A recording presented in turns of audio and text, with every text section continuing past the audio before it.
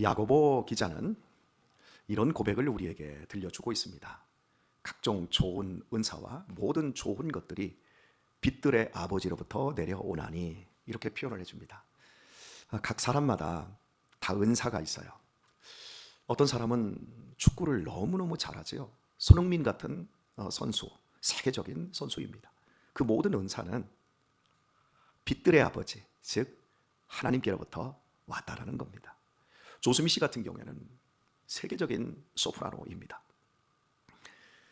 이 조수미 씨의 은사 역시도 하나님으로부터 왔습니다. 하나님께서 엄청난 은사들을 사람들에게 주셔요. 빌 게이츠 같은 경우에는 정말 뛰어난 두뇌를 가지고 있지 않습니까? 이런 은사 역시도 빛들의 아버지이신 하나님께로부터 왔습니다. 어떤 이는 돈을 엄청나게 벌지 않습니까? 이 각종 좋은 것들, 또 누구는 105세가 되도록 건강할 뿐만 아니라 존경도 받고, 이런 좋은 것들 다 빛들의 아버지로부터 왔다라는 사실입니다. 그리고 지금도 오고 있습니다. 그런데 말입니다, 구원은 빛들의 아버지로부터 오고 있는 것이 아니라 빛들의 아버지이신 하나님께서 그의 아들 예수님에게 주셨고, 그 예수님은 이 땅에 성령을 보내사 믿음이라고 하는 것을 사람들에게 불러일으킵니다. 그래서 구원은 오직 아들로부터 옵니다. 궁극적으로는 하나님께서 주시고 아들이 받으시고, 아들은 성령에게 주시고, 성령님은 우리 각 한 사람 한 사람을 찾아오셔서 예수님을 구주로 믿게 해 주셨습니다. 각종 은사와 모든 좋은 것들을 세상 사람들이 다 가지고 있다 할지라도 그들은 결정적인 것을 가지지 못했습니다. 우리는 모든 좋은 것들을 다 가지지 못했다 할지라도 결정적인 것을 가지고 있습니다. 구원을 가지고 있습니다. 영원한 생명을 가지고 있습니다. 하늘에서 영원토록 살 소망, 그리고 이 썩을 몸이 불갑을 썩지 않을 영원한 몸을, 신령한 몸을 입을 소망을, 약속을 저와 여러분은 갖게 되었습니다. 사람이 온 천하를 잃고 온 천하를 얻고 내 목숨을 잃으면 무슨 소용이 있겠습니까? 예수님께서 우리들에게 말씀하신 것이 바로 이 부분입니다. 우리들은 이 세상에서 세상 사람들과 사는 방식이 틀립니다. 사는 목표가 다릅니다. 세상 사람들은 세상에서 친구를 얻고, 세상에서 재미를 누리고, 세상에서 부귀 영화를 붙잡고 누리는 것, 그것이 인생의 목표입니다. 그러나 우리의 진정한 친구는 예수 그리스도이십니다. 우리의 인생의 목표는 예수님을 더 많이 알고 예수님과 더 친밀해지는 것입니다. 우리의 목표는 이 땅에서 부귀 영화를 누리는 것이 아니라 나를 부인하며 예수님과 함께 뚜벅뚜벅 저 영원한 세계에서 누릴 그 소망을 바라보며 한 걸음씩 믿음으로 전진하는 것입니다. 다릅니다. 같지 않습니다. 제가 우리 아들들하고, 그리고 제가 보는 눈이 다릅니다. 시력으로는 제 아들들이 훨씬 멀리 보고 더 밝게 볼 줄 압니다. 그러나 우리 아들들이 못 보고 있는 것을 제가 봅니다. 절대 시력, 이 눈의 이 가시광선을 통해서 보게 되어지는 이런 눈의 힘과 제 마음의 눈으로 보는 것은 우리 아들들하고 차원이 다른 겁니다. 절대 같지 않습니다. 인생은 지나가는 것입니다. 제 아들 유신이의 인생의 목표가 최소 2억을 연봉으로 받는 것입니다. 왜 그런 걸 연봉으로 생각을 하는지, 역시 물질주의가, 물질 황금 만능주의가 세상에 들어와서 너도 나도 그런 소리를 하고 그 정도의 삶을 살아야 여유가 있고 중산층이 될 수 있다라고 하는 어떤 확신을 언론, 매체, 주변의 사람들이 심어주었기 때문에 그렇습니다. 그럼 제가 빙긋이 웃습니다. 중요한 건 연봉이 2억인데 언제 이루는 것이냐? 이걸 네가 좀 생각을 해봤니? 네가 2억 연봉을 받으려면 직장생활 하는 걸로는 힘들다. 사업을 해야 된다. 그리고 나는 이렇게 했으면 좋겠다. 똑같이 세상 사람들하고 공부해서 경쟁해서 구글 들어가고 삼성 들어가고 LG 들어가려고 하지 마라. 그건 네 머리로는 나는 어려울 거라고 생각된다. 네 은사를 볼 때 너는 온몸으로 성실하고 근면하게 부딪혀서 하는 것에 너의 은사가 있지, 남들처럼 책을 보면 사진을 찍듯이 머릿속에 집어넣는 그런 사람과 경쟁을 해서는 너는 2억 어린 반푼어치도 없다. 제 아들이지만 우리 아들의 약호를, 우리 아들의 꿈을 죽이려는 생각이 절대 아닙니다. 저는 실제로 제가 그런 사람들을 보았거든요. 저도 젊은 날 성실하게 근면하게 공부를 했습니다. 예를 들면 가장 어려웠던 시절이 신대원 시절이었던 거라고 생각을 하는데, 여기서 신대원은 신학대학원 시절인데 정말 열심히 했어요. 잠을 한 2시간. 제 불면증이 그때부터 생겼으니까 이걸 처리를 하지 않으면, 이 책을 읽고 이 책을 썸머리를 하고 이 책을 리포트를 내지 못하면 안 되니까, 그리고 히브리어를, 헬라어를, 이걸 다음날 퀴즈를 봐야 되니까 정말 미친 듯이 잠도 안 자고 공부를 했습니다. 그런데 저하고 같이 공부하는 사람들 가운데 서울대생들이 있어요. 외국에 유학 갔다 온 애들이 있어요. 죄송한 표현을 한번 쓸게요. 이 자식들은 공부를 안 해. 수업 시간은 다른 책 갖다 놓고 다른 책 읽고 있고, 끝나면 운동장 나가서 족구하고 있고, 그리고 저녁에는 자요. 공부를 안 해. 그러다가 자다가 한숨 짝 일어나서 야, 오늘 어디 나갔니? 그러면 참고서 갖다 놓고 한번 이렇게 쭉 헬라어 같은 거, 히브리어 같은 거 이렇게 한번 쭉 한번 읽습니다. 한 2, 30분 해요. 그리고 아무 말 안 해. 그리고 다음날 퀴즈를 보면 100점이야. 나는 잠을 안 잤는데 추가고 해도 80점, 70점 턱걸인데. 근데 이걸 이런 식의 머리를 가진 애들이 있더라고요. 아, 그래서 공부는 저런 사람들이 하는구나. 제가 그때 그걸 봤어요. 그리고 군대에 있을 때 뭐 강남권 애들, 그렇게 잘 사는 집 애들이 벌써 30년 전 얘기입니다. 그런데 오늘은 중국어로만 이야기하자. 오늘은 일본어로만 이야기하자. 오늘은 영어로만 이야기하자. 걔네들은 중국어권에서 살다 왔고, 그리고 일본에 가서 살다 왔고, 그리고 영어권에서 미국에 가서, 영국에 가서 오래도록 살다 왔고. 여러분, 생활인 거예요. 그런 애들하고 어떻게 공부가 될까? 제가 그때 사는 방식이 틀리고 생각이 다르구나. 그리고 그때 이제 방위병들이, 저희 부대는 다 강남권 애들이 방위병들이 왔어요. 대치동, 신사동, 방배동, 막 이런 쪽, 서초동 이런 쪽 애들이. 걔네들이 방위병들이, 지금 방위병들은 3근 예비역하고 똑같잖아요. 그러면 이제 퇴근하고 집으로 나갑니다. 얘네들이 하는 얘기가 뭐냐면, 오늘은 어느 호텔에 가서 놀까? 제대할 무렵이 되면 우리는 어떻게 취업을 하지? 이런 생각을 하는데, 걔들은 이미 통장에, 주식에 하는 이야기가 다른 거예요. 이미 뭐 수십억을 가지고 있는 애들이. 제가 이걸 보면서 출발선이 다르구나. 그때 그런 생각들을 현실에서 많이 느꼈지요. 제가 이제 이걸 보았기 때문에 제가 유신이한테 하는 이야기가, 너 2억? 이런 애들하고 경쟁해서 너 회사 들어가겠니? 그런데 그런 애들이 죽어도 못하는 게 있다. 그것은 땀 흘리고 인내하고 견디는 것. 그리고 또 한 가지, 네가 지금 공부하는 것, 지금 현재 있는 직업의 80%가 앞으로 30년, 50년 안에 다 없어져. 그러면 30년, 50년 후에 80%가 그때 없어지는 게 아니라 지금부터 점점 다 없어지는 거지. 네가 공부 죽으라고 해야 앞으로 없어질 직업. 이거 우리나라에 지금 미래학자, 예전에 피터 드러커가 20년 전에 했던 이야기가, 앞으로 엄청난 시대가 올 텐데, 대한민국을 꼬집어서 그런 얘기를 했어요. 대한민국의 학생들과 부모들은 미래에 존재하지 않을 직업을 위해서 지금 공부를 하고, 다 없어질 것을 위해서 공부하는 민족이 대한민국 사람들이다. 그때 그런 얘기를 했어요. 벌써 그게 20년 전이에요. 지금 우리 20대, 30대 41만 명이 실업자입니다. 그래서 제가 우리 유신이한테, 너 한 2억 번다 그러면 공부 열심히 해라. 그런데 인공지능이 할 수 없는 공부를 해라. 그리고 네 은사에 맞게 공부를 하는 게 참 좋겠다. 그리고 2억을 언제 벌 거냐? 20대에 30대에 2억 받을 생각 하지도 하지 마라. 처음에는 작게 시작해라. 성실하게 해라.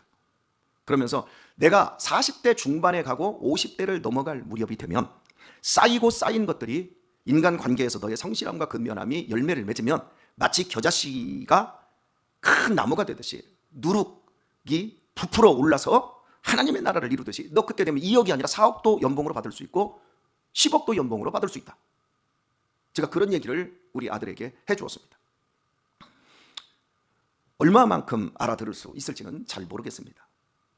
여러분, 믿음의 사람에게 하나님께서 주시고 있는 게 뭐냐면, 세상 사람들하고는 완전히 다른 방식이에요. 세상 사람들은 지금 당장 왕이 필요해요. 지금 당장 뭔가를 바꿔줄 제도를 개선하고 지금 뭔가 확실한 보장을 가져다 줄 대통령이 필요하고 시장이 필요하고 국회의원이 필요해요. 그러니까 우리가 그걸 요구를 하니까 지도자들도 뭔가 업적, 자기 정권에서 뭔가를 이뤄내야 한다는 그 압박감 때문에 반짝반짝 세일만 하는 거예요.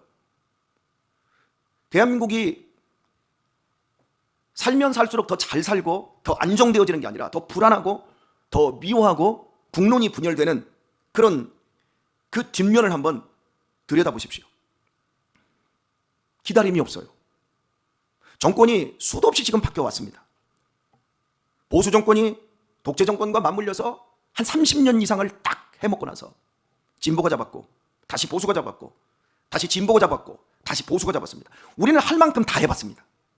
그런데 그때부터 혼돈, 혼란, 끝없는 분열.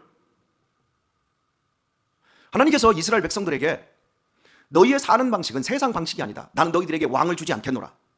나는 너희에게 왕이다. 너희는 보이는 왕을 원하지만 나는 보이지 않는 너의 왕이다. 너희는 지도자들을 통해서 강력한 군대를 조직한 나라를 세우기를 원하지만 너희는 말의 힘줄을 다 끊어버리고 군사력을 의지하지 말고 나를 의지하라. 그런데 이스라엘 백성들이 아닙니다. 우리도 왕이 필요합니다. 우리도 군대를 키워야 되겠습니다.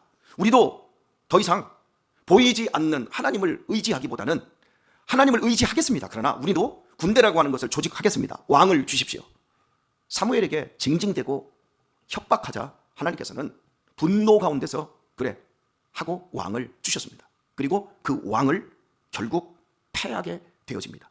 왜 패했습니까? 왕이 자기들을 지켜줄 줄 알았는데 왕이 왕정 제도를 이루려고 하니까 세금을 걷어가고 그리고 왕을 보필해야 되니까 자기의 딸들과 아들을 시녀와 시위병으로 다 잡아가고 그리고 전쟁이 일어나니까 왕이 자기만 살겠다고 도망을 가고 사람 왕을 세워놨더니 오히려 더 고통스럽구나. 이걸 이스라엘 백성들이 뼈저리게 알게 되어진 겁니다. 하나님은요 우리가 뗐으면 주십니다. 그냥 우리 인생에 있어서 어떤 과정을 들여다보면 그 사춘기라고 하는 시절이 있잖아요. 그때 애들이 다 요구하는 건 다 뭐지요? 좋은 거예요? 쓸데없는 거예요? 그때 땡깡 겁나게 부립니다. 그런데 그때 요구하는 거 아버지 참고서 좀 사주세요. 아버지 책 좀 읽게 책 좀 사주세요. 이러는 게 아니라 다 메이커의 명품 스마트폰, 태블릿 요즘 그 사실 애들에게 그렇게 필요하지 않은 거거든요. 지금 호주 같은 경우에는 SNS 이 좀 규제법을 지금 만들어 놓고 애들 핸드폰 사용 못하게 하는 이쪽으로 지금 가고 있어요. 왜? 애들이 지금 다 멍청해진다는 거죠. 그러니까 우리 사춘기 때 부모에게 구하고 요구하는 것 다 들어주면 걔네들 지금 이 땅에서 다 폐인되었을 겁니다. 우리들이 믿음 생활을 하면 이런 사춘기 시절을 지나가요. 그냥 덮어놓고 문제 해결해달라고 그래. 덮어놓고 소원 들어달라고 그래. 덮어놓고 그냥 우리에게 알지도 못하면서 왕을 달라고. 그 왕이 너희들을 지켜줄 것 같으냐? 하나님은 다 알고 계세요. 아니야. 왕이 너희를 지키는 게 아니라 왕이 너희들을 수탈하게 될 거야. 결국 이스라엘 역사에서 하나님께서 이스라엘이 망하게 된 근본적인 이유가 바로 이 왕정 제도, 보여지는 것을 의지하는 그것 때문에 너희가 우상을 숭배하게 되었고 너희가 망하게 되지 않았느냐. 그것을 오늘 읽은 본문에서 10절을 보면 전에 네가 이르기를 내게 왕과 방백들을 주소서 하였느니라. 네 모든 성읍에서 너를 구원할 자 네 왕이 이제 어디 있으며 네 재판장들이 어디 있느냐. 내가 분노함으로 네게 왕을 주고 진노함으로 패하였노라 말씀합니다. 여러분 같으면 왕을 요구했을까요? 안 했을까요? 이 시대에 살았다면. 성경에 가장 욕먹는 사람들이 바리새인들이죠.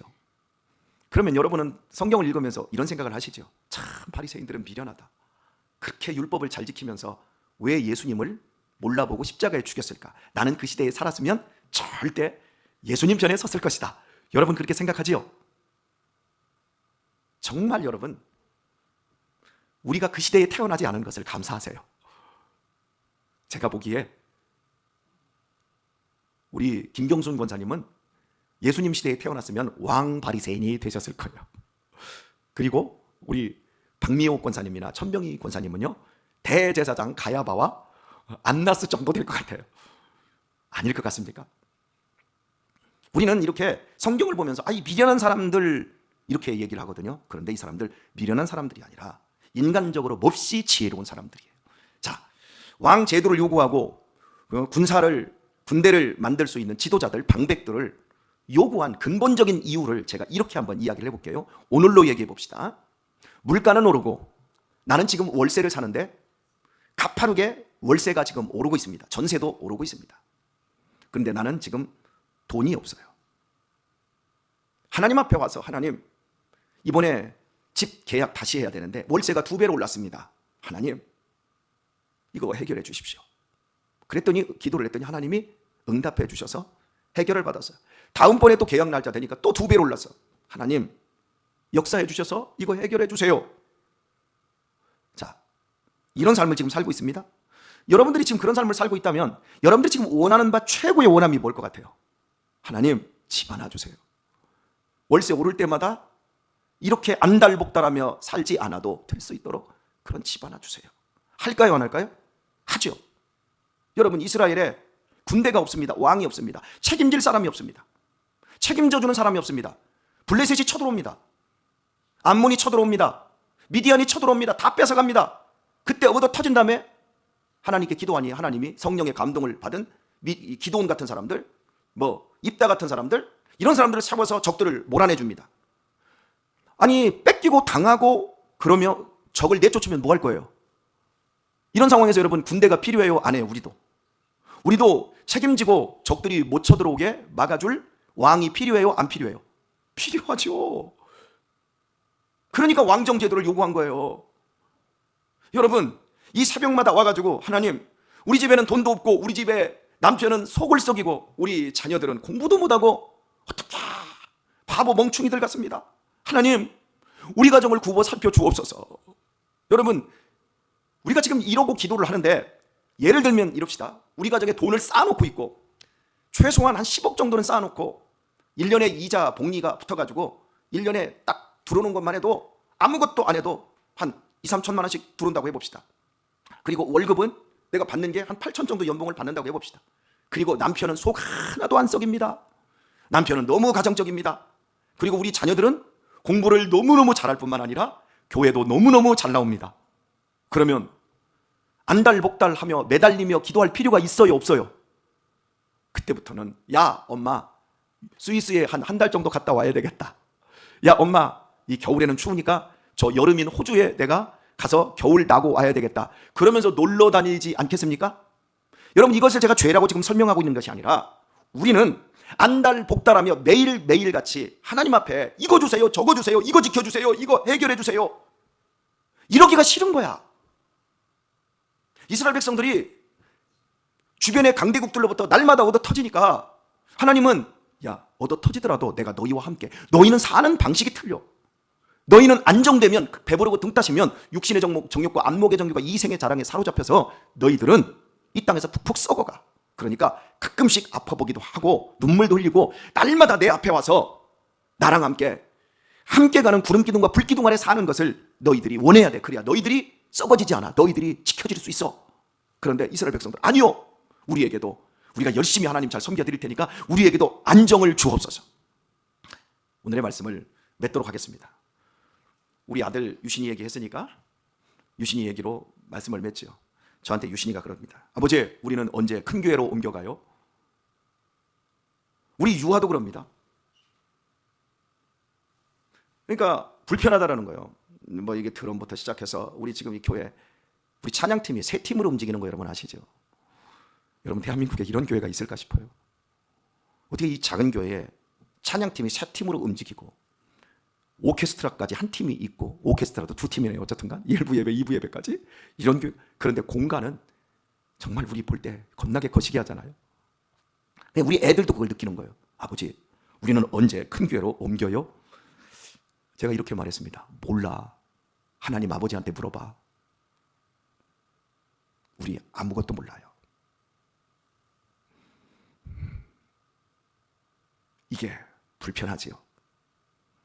그러나 불편하더라도 우리가 하나님 아버지에게 물을 묻고 하나님 아버지에게 목매달라 의지하고 날마다 안달 폭달하며 주님을 놓치지 않는 것이 우리에게 가장 큰 복입니다.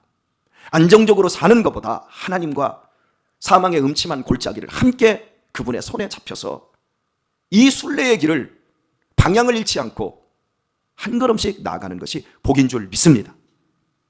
안정을, 우리 성도님들의 삶이 안정되기를 축복합니다. 경제적으로도 안정되고 여러분의 가정에 관계적으로도 상황적으로도 안정된 평안한 가정들이 되기를 축복합니다.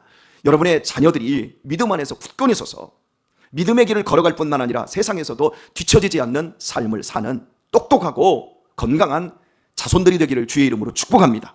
그러나 그것이 복의 전부가 아니라 각종 좋은 은사와 모든 좋은 것들이 빛들의 아버지로부터 오지만 영원한 구원과 영원한 생명과 천국은 예수 그리스도를 믿는 믿음, 교회로부터 온다는 사실 절대 잃어버리지 마십시오. 다 놓친다 할지라도 내가 붙잡고 있는 이 구원과 내가 걸어가고 있는 이 믿음의 길이 진정한 승리요, 행복이요, 영광의 길이라는 사실을 놓치지 않으셔서 날마다 주님을 의지하시고 주님을 높이시고 주님의 영화로움을 찬양하는 한 걸음 한 걸음의 믿음의 삶이 이루어질 수 있길, 그렇게 열매 맺어질 수 있길 우리 주 예수님의 이름으로 축원드립니다.